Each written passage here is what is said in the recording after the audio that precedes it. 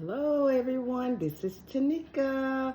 I'm coming to you again today to talk about, in my last video I said that I would talk to you guys about the process that I had to go through as far as getting approved for this surgery.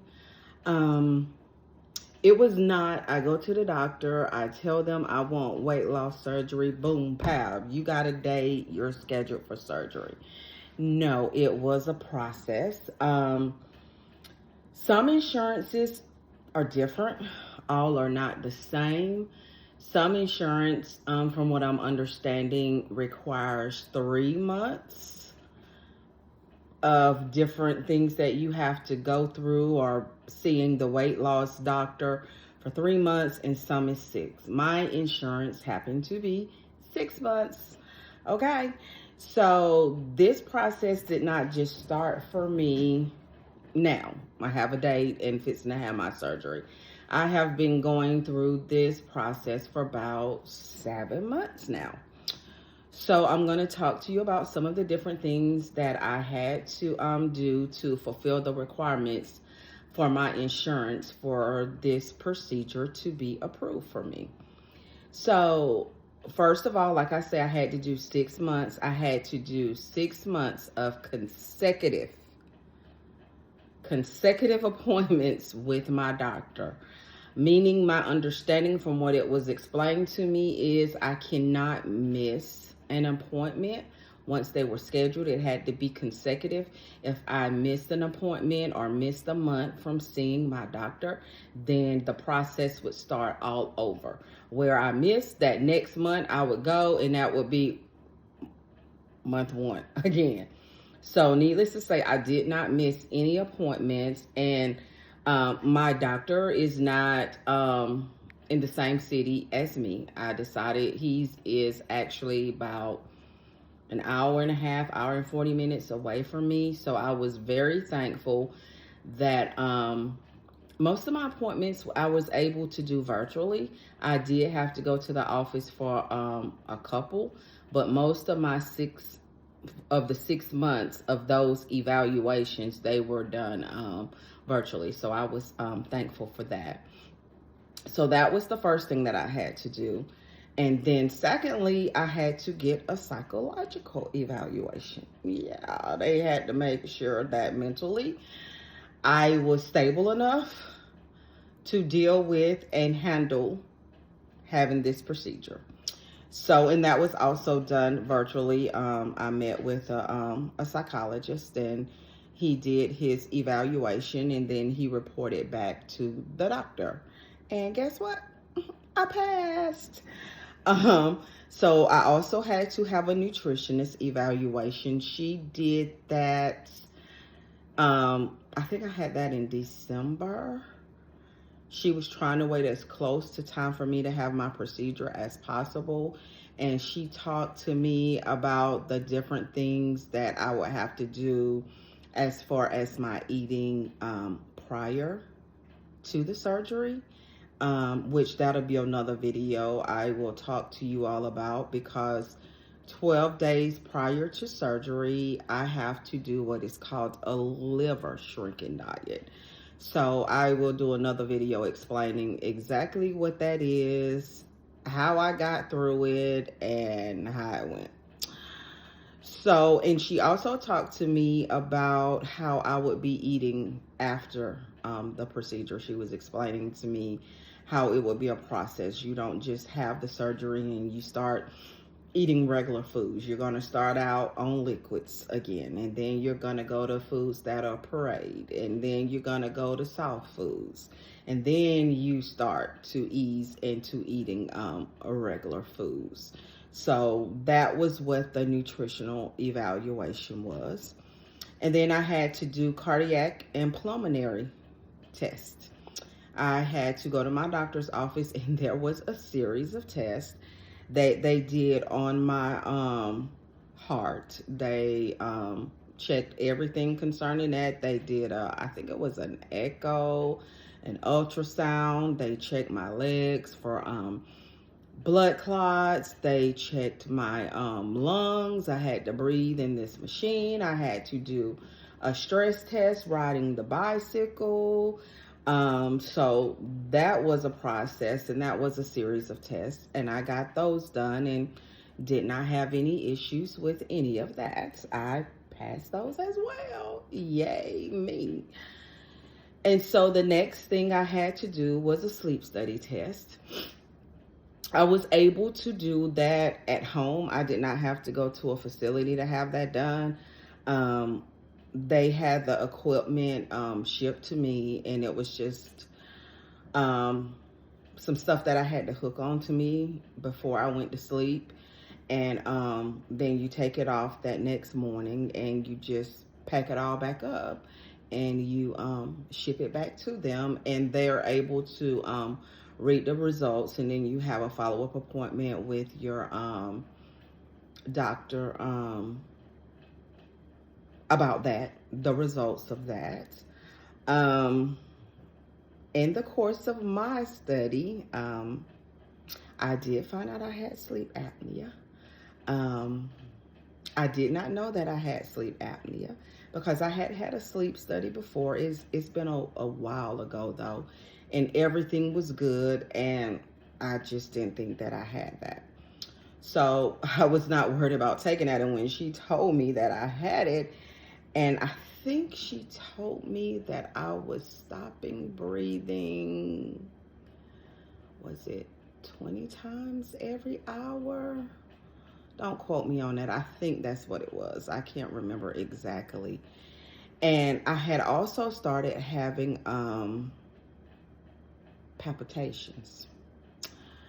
I didn't really know what was causing those, and come to find out, it was the sleep apnea.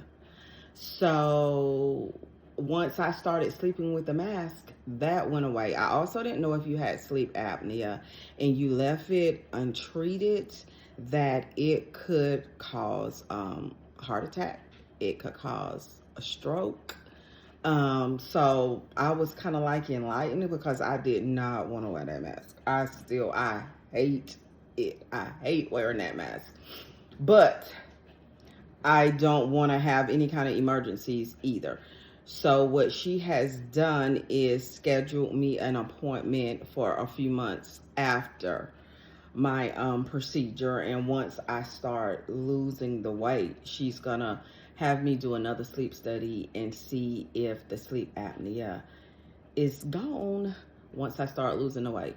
And I hope it is, because like I say, I'm gonna say this again, that mask is helping me, but I absolutely hate wearing it. So I had to get that done. Then I had to do some in-health coaching, which that is also done virtually. I started out at the beginning of this process. That was one of the first things that I started doing. We were meeting virtually every week for a while.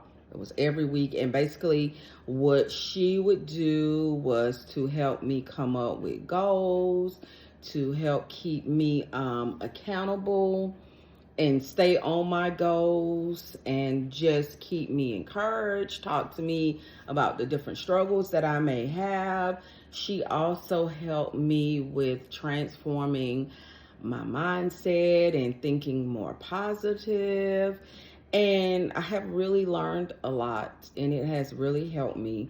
So we started out doing weekly, and then we started doing every other week, and eventually we will get to once a month.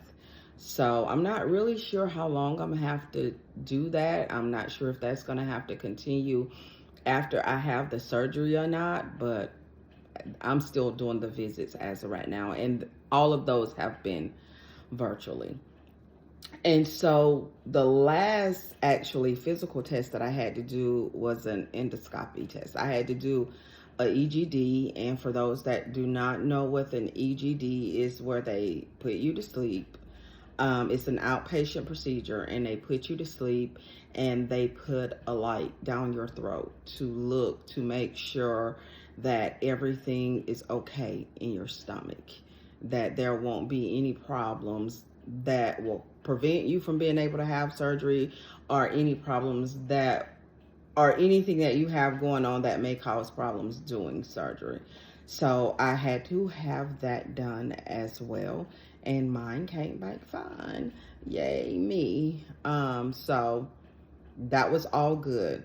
So those were all of the tests and different programs that I had to do prior to getting approved. And then I also had to get a letter of recommendation from my primary care physician, basically saying that she was in agreement. She kind of approved of me having this done, and she think it will help me. And then I had to get my 1-year history from my primary care physician and have that sent to my bariatric doctor as well. So those have been the requirements that I had to have done prior to my weight loss doctor submitting everything to the insurance company.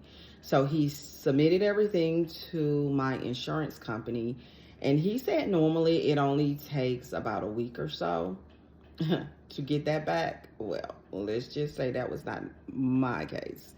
It took my insurance company about a month to get mine approved. And like hitting that 3rd, 4th week, I called them to check on it, because I was checking in with my doctor to see, have y'all heard anything? Just trying to make sure that there wasn't any kind of problems that was going on, or that the insurance was needing something, or that they was questioning if I could have this procedure or not.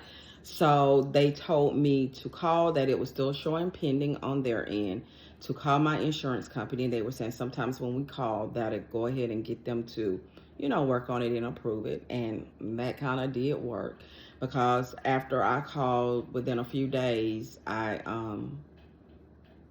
was approved.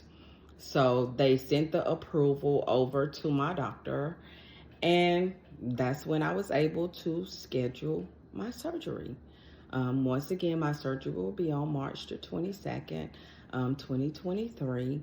So I just wanted to come and talk to you all and let you know that if this is something that you're thinking about doing, that it is a process. It does not happen overnight.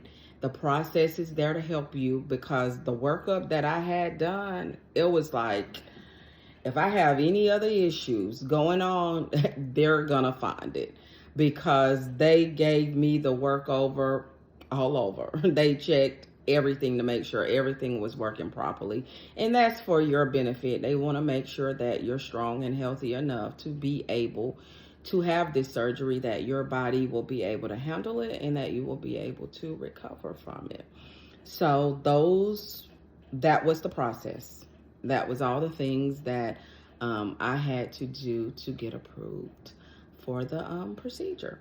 So I want to thank you all for watching this video. If you haven't already, please subscribe, watch my other videos, and like and leave a comment for me. So in my next video, I'm going to talk about the liver shrinking diet that I have to do 12 days prior to having my procedure. I'm going to let you know what that entails, because there's 2 different options that you can do as far as your eating. So I will let you know what those 2 options are. I will let you know which option I chose and why I chose that option. And I will keep you posted on how it's going. So I will talk to you all later. Thank you again. And like I say, don't forget to hit that subscribe button, like this video, share this video, and leave comments and let me know what you think. You all have a good day. Thank you. Bye-bye.